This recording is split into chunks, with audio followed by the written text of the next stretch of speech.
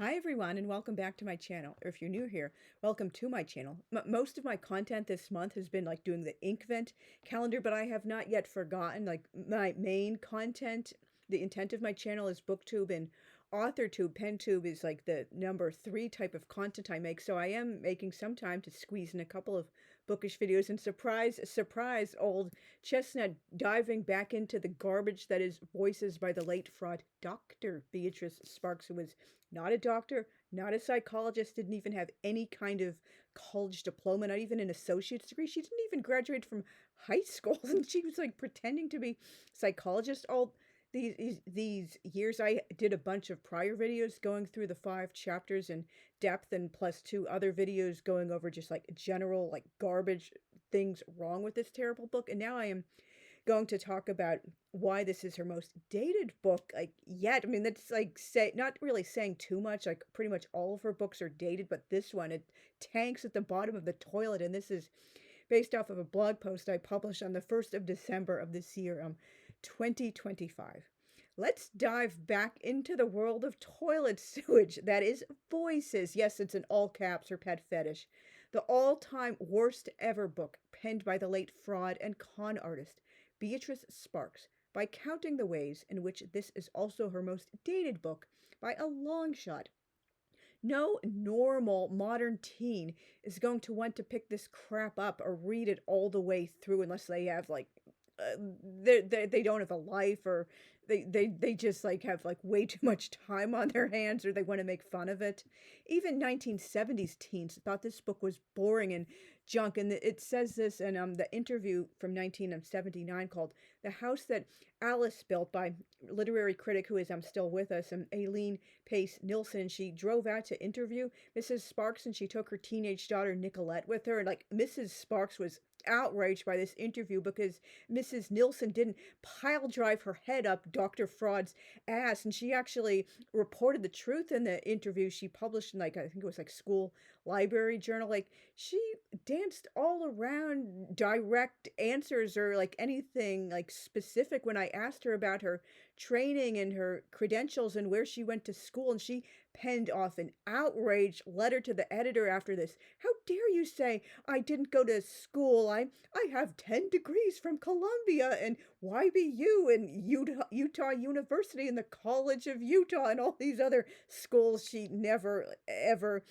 attended. And she was so mad she gave orders for Mrs. Nilsson not to be admitted to her like funeral, and she lived to the age of 95. And so anyway, in this interview, Mrs. Nilsson mentioned, oh, on the car ride like back or forward, whatever, Nicolette tried reading Voices, a new book, but she just couldn't get into it. It was just like so distant and boring and adulty. And she went back to Go Ask Alice. You know, that never got old. She enjoyed that one much more, although there were so many problems with that book as I did its own video. So anyway, let's get on with the 20 reasons why.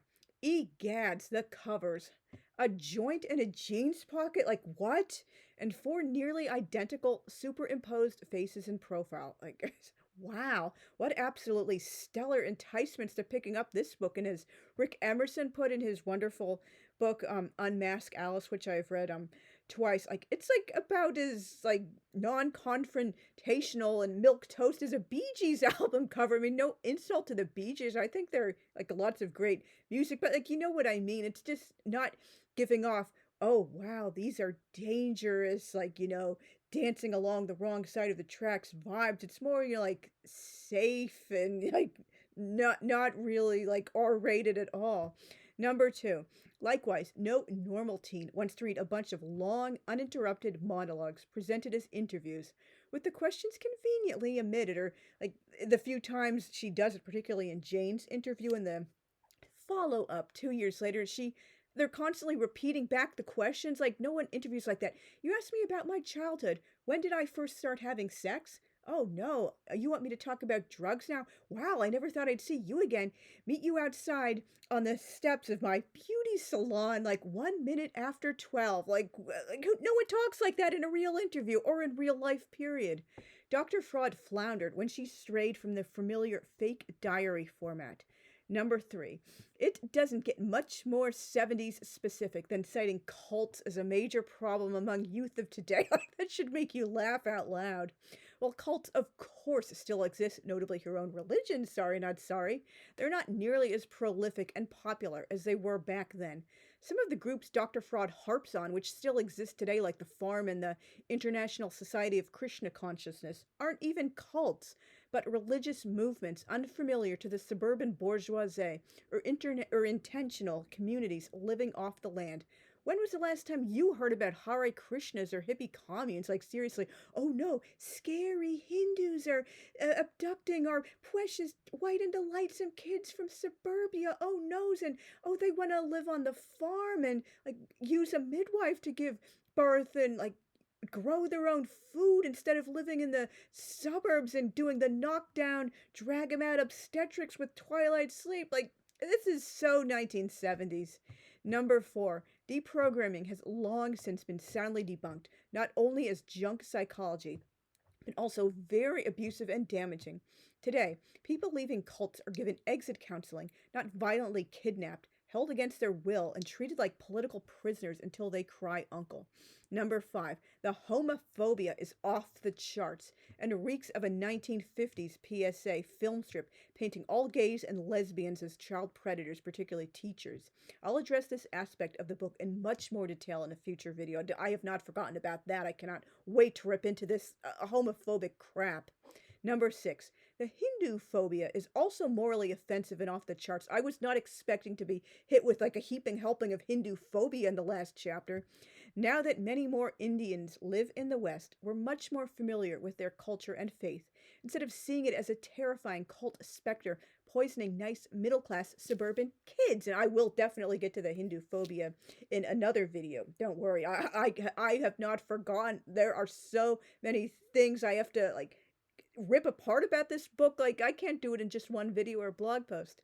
Number seven, speaking of, no modern teen calls his or her own peers kids, and the kids laughably outdated. I mean, that's the kind of thing you see in like a book or a movie from like the 50s or the 40s or beyond. Like, I've seen it sometimes in the 60s, but like even then it seemed like screenwriters were like out of touch. Oh, that's how they talked back in my day when we went to see the Andy Hardy movies in the late 30s, early 40s. So kids these days must still be calling their own peers the kids. No, but like when it actually was common slang for like teenagers and early 20 somethings, you would see or hear things like, oh, a whole carload of kids are going down to Fort Lauderdale on spring break. Oh, yeah, all the kids are coming to my birthday party. I might be king of the kids. And Carvel is like that idiot Mickey Rooney says in an Andy Hardy movie, but I'm just a small fry in New York. Oh, I mean, I hate all of the Andy Hardy movies, but he was such a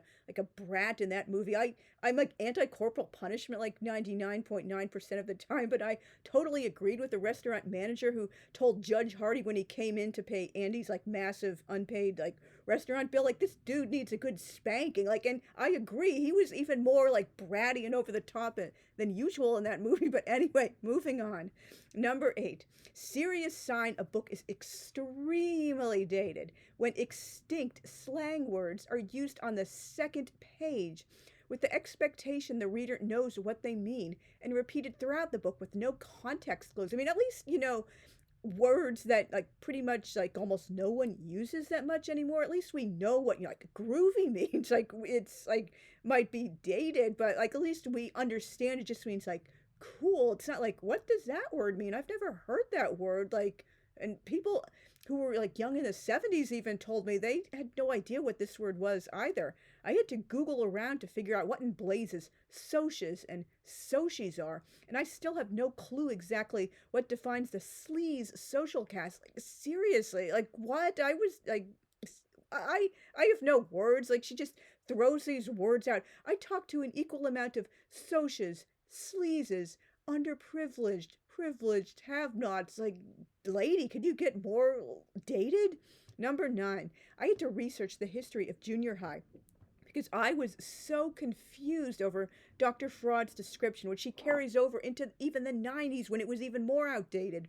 To solve the problem of overcrowding in the boomer era, many schools created junior highs with grades 7 through 9. And to be fair, like this wasn't like boomer only invention. They had first started appearing in the aughts, but that was not really particularly common until the boomer era. Maybe it started becoming somewhat more popular in the 30s, but again, it really only reached its height of this is junior high system in the boomer era because of the overcrowding. Prior to then, most elementary schools were K through 8 or 1 through 8, so they didn't really have a separate transitional period between elementary school and high school, and they kept kids and children in elementary school like way longer than we would think is like educationally or like mentally, psychologically, emotionally appropriate in the modern era. But however, that model of 7 through 9 was never universal. And by the 1970s, thanks to increased understanding of adolescent psychology and educational pedagogy, many junior highs were 7 through 8, like mine was in the early 90s. And ninth grade was moved back into high school where it belonged. Like, seriously, like if you're still calling ninth graders like freshmen or froshes, freshes, fresh women, like, then what are they freshes of if they're in junior high and not high school? And if the first grade of high school is 10th grade, then why are they called like sophomores, which is like the traditional second year of high school? This makes no damn sense to me. Utah is one of the last holdouts. I'm shocked anywhere in the US is still doing the 7 through 9 junior high model. But speaking of, like, again, she was an idiot. Dr. Fraud couldn't even get her own home state's junior high grades correct. Like, wow. Millie starts at age 13, eighth grade entry age, unless you have a really like oddly timed birthday, you were red shirted or held back or something. While Mark says he was 15 in his second year. Like, this isn't computing at all. Sounds more like she had 8 through 10 in mind. I mean, I've heard that apparently did exist, but it was not common. What modern teen will understand why a ninth grader is still in junior high, or why what they know as middle school starts so late, or why Mark is talking about, oh, some colleges let high school kids or even junior high kids take college classes. Like, why would a seventh or eighth grader be allowed to study at college or even a community college? It's just like so weird until you understand, oh, ninth graders are in junior high in those days. And it happened to Nancy, like Nancy back in her home of South Carolina. She's talking about still being in junior high at age 16. Like, what the F? That, like, by the 90s, that was completely unheard of, even under the 7 through 9 model, which like apparently Utah was still doing at the time, and a few other weird holdouts. Like 16 would not have been in junior high in the 90s. Number 10, the X rating was replaced by NC-17 in 1990.